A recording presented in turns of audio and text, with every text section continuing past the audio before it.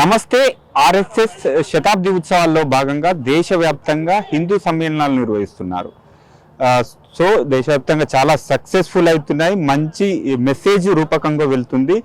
అన్ని ఎక్కడ సమావేశాలు నిర్వహించినా జనాలైతే బ్రహ్మాండంగా పాల్గొంటున్నారు. ప్రస్తుతం మనమైతే కరీంనగర్ జిల్లాలోని గణేష్ నగర్లో ఉన్నాము.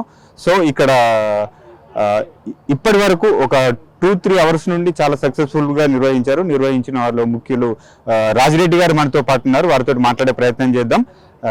సార్ నమస్తే. సార్ నమస్తే సార్, చెప్పండి సార్, మొత్తానికి పెద్ద సంఖ్యలో భక్తులు పాల్గొన్నారు, హిందూ బంధువులు. సో ఎలా అంటే ఎన్ని రోజులు ఇష్టం మొదటి చెప్పండి. జై శ్రీరామ్. హిందూ సమ్మేళనం గురించి దాదాపుగా 2 months బ్యాక్ నుంచి 2 months కంటే ముందు కూడా ప్రణాళిక తయారు చేసి 2 months బ్యాక్ ఈ సమ్మేళనం యొక్క కార్యవర్గాన్ని ఎన్నుకొని ప్లస్ 2 monthsగా చాలా చక్కటి కార్యక్రమానికి పునాది వేయడం జరిగింది. అలాగే ఈ కార్యక్రమానికి చాలా గణేష్ నగర్ ప్రాంతంలో గణేష్ నగర్ బస్తీలో ఉన్నటువంటి చుట్టుపక్కల ఉన్నటువంటి 2 కార్పొరేటర్ల భాగస్వామ్యంతో అలాగే హనుమాన్ నగర్, బాలాజీ నగర్, తిరుమల నగర్, గణేష్ నగర్ మరియు ధోబివాడ మరియు ఎన్జిఓ కాలనీ ప్రాంతాల నుంచి ఈ ప్రాంగణానికి ఈ కార్యక్రమానికి గణేష్ నగర్ బస్తీ కార్యక్రమానికి సమ్మేళనానికి మేము సమాయత్తం కావడం జరిగింది. గత 2 months నుంచి కూడా మేము గడపకు ప్రతి గడపకి వెళ్ళి ప్రతి హిందూ బంధువులందరినీ కూడా తప్పకుండా రావాలి అని చెప్పి ఒక 3 సార్లు తయారు చేసుకొని వాళ్ళకి ఫస్ట్ టైం పోయి ఇట్లా ఉంటుంది అని చెప్పి, అలాగే సెకండ్ టైం పోయి ఒక కరపత్రం ఇచ్చి, అలాగే థర్డ్ టైం పోయి ఒక కూపన్ ఇచ్చి వాళ్ళందరినీ కూడా వచ్చే విధంగా మేము ప్రయత్నం చేయడం జరిగింది. దానికి బస్తీ వాసులందరూ కూడా చాలా చక్కగా దాదాపుగా మనకు పెద్ద సంఖ్యలో దాదాపుగా 2,200 సంఖ్యలో మనకు వచ్చి ఇక్కడ సక్సెస్ఫుల్ చేయడం జరిగింది. దానికి అందరూ కూడా పేరు నా యొక్క ధన్యవాదాలు తెలియజేస్తున్నాను. అలాగే కార్యవర్గ సభ్యులకు కూడా ప్రతి ఒక్కరు కూడా ఏమాత్రం మన కార్యకర్తలందరూ కూడా చాలా చక్కగా వర్క్ చేయడం జరిగింది దీని గురించి. సో మీరు లయన్స్ క్లబ్ ద్వారా అనేక సేవా కార్యక్రమాలు ఇదివరకు చేస్తున్నారు. సో ఆధ్యాత్మిక కార్యక్రమాలు కూడా నిర్వహిస్తున్నారు. సో ఎలా అనిపిస్తుంది అంటే ఇప్పుడు మిగతా ఇందాక వచ్చిన అతిథులు కూడా చూసుకున్నట్టయితే వారి చెప్పిన స్పీచ్ ద్వారా విన్నట్టయితే అసలు హిందూ ధర్మం పైన ఈ కన్వర్సేషన్ నడుస్తున్నాయి.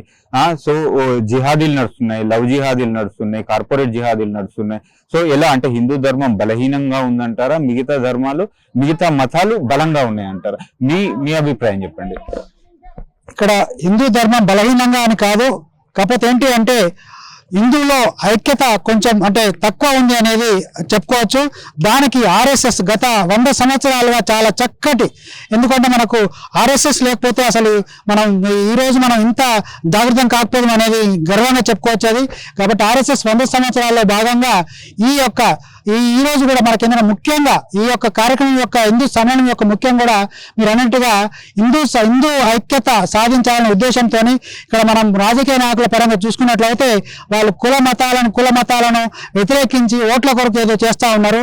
అది కాకుండా ఆర్ఎస్ఎస్ యొక్క ముఖ్య పాత్ర ఏంటి అంటే హిందువులందరం ఒకటే, మన గడప లోపలే కులం, గడప దాడితే అందరం కూడా హిందువులమనే భావనతో తీసుకురావడం జరుగుతుంది. అలాగే అదే కాకుండా ఆర్ఎస్ఎస్ యొక్క ముఖ్యంగా చూసేది ఏంటంటే పంచపరివర్తన. ఇక్కడ సేవలో భాగంగా కూడా పంచపరివర్తన అంటే మనకు పరిసరాలు కూడా మనం క్లీన్గా ఉంచుకోవడానికి పంచపరివర్తన భాగంగా కుటుంబ వ్యవస్థ గురించి, అలాగే మనకు ప్లాస్టిక్ వ్యతిరేకం గురించి, స్వదేశీ గురించి, అలాగే పౌర విధుల గురించి, అలాగే మనకు కుటుంబ వ్యవస్థ గురించి, అలాగే మనకు సామరస్యత. ఇప్పుడు సమాజంలో కుల మతాలను కొట్టుకుంటున్నారు కాబట్టి అలా కాకుండా అందరం ఒక్కటే, అందరూ ఎవరు కులం అంటే కులం ఇక్కడ మనకు ఒక్కటే, మనకు ఎవరు పనులు వారు చేసుకుంటాం కావచ్చు అంతవరకే తప్ప అందరం హిందువులమైన భావనతో దీన్ని ఆర్ఎస్ఎస్ చాలా చక్కగా నిర్వహిస్తుంది. దాన్ని ఇంకా మనం ఏంటంటే యాక్చువల్గా మనం చూసినట్లయితే మీరు ఇందాక అన్నట్టుగా తక్కువ మంది ఉన్నప్పటికీ వాళ్ళు ఏదో చేస్తామనేది అంటే మనకు మీడియా కానివ్వండి వాళ్ళు పెద్దగా చేసి చూపిస్తున్నారు. కానీ హిందువులు కూడా చేయట్లేదు అని కాదు, బట్ మనం దాన్ని సమాజంలోకి ఇంకా తీసుకెళ్ళట్లేదు, ఐక్యంగా ఉండట్లేదు అనేది పెద్ద సంఖ్య ఉన్నారు కాబట్టి ఐక్యంగా ఉండట్లేదు. కాబట్టి దాని ఐక్యత తీసుకురావాలనే ఉద్దేశంతోనే ఇక్కడ ఐక్యత తీసుకురావాలి. అలాగే సేవలు కూడా ఆర్ఎస్ఎస్ తరఫున చాలా సేవలు జరుగుతున్నాయి.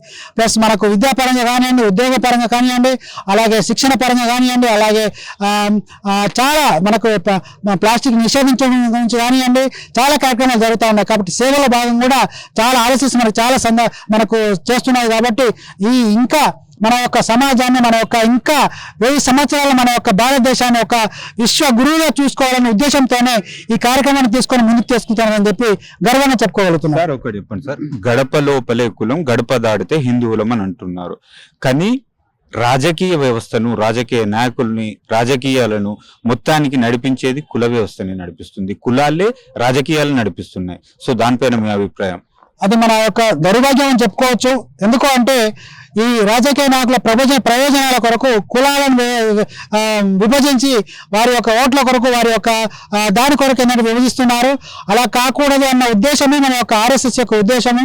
ఆ ఆర్ఎస్ఎస్ యొక్క ఉద్దేశంతోనే మనకి ఏంటంటే ఈరోజు ప్రతి దేశంలో ప్రతి చోట హిందూ సమ్మేళనాలు నిర్వహిస్తున్నామంటే ఇవన్నీ కూడా ఇందాక చెప్పినటువంటి పంచ పరివర్తన మీద చాలా చక్కగా వివరించి చాలా చక్కగా చేస్తున్నారు. కాబట్టి దాన్ని దృష్టిలో పెట్టుకొని రాబోయే రోజుల్లో తప్పకుండా ఈ సమ్మేళనాల ద్వారా ప్లస్ అలాగే జనమంతా కూడా జాగృతమై మన గడపలోనే కులం గడప దాడితే అందరం హిందువులమే అన్న భావన వస్తుందని చెప్పి నమ్మకంతో నేను తెలియజేస్తున్నాను.